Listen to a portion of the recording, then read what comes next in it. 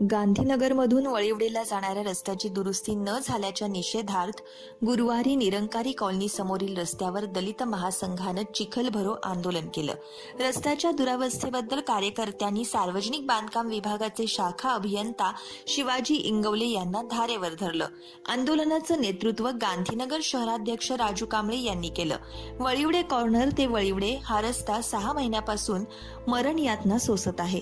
अनेक जण अपघातग्रस्त झाले आहेत, तरीही सार्वजनिक बांधकाम विभागानं याकडे दुर्लक्ष केल्यानं दलित महासंघाच्या कार्यकर्त्यांनी निषेध नोंदवत जिथं रस्त्यावर खड्डे पडले आहेत तिथं ते चिखल भरून बुजवण्यात आले।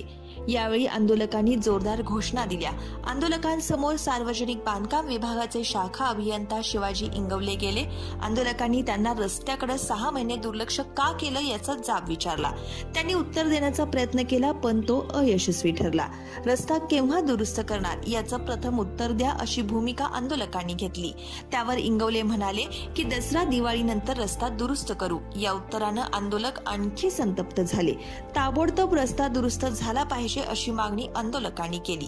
त्यावर पुढील महिन्यात रस्ता दुरुस्त करण्यात येईल असं आश्वासन इंगवले यांनी दिलं।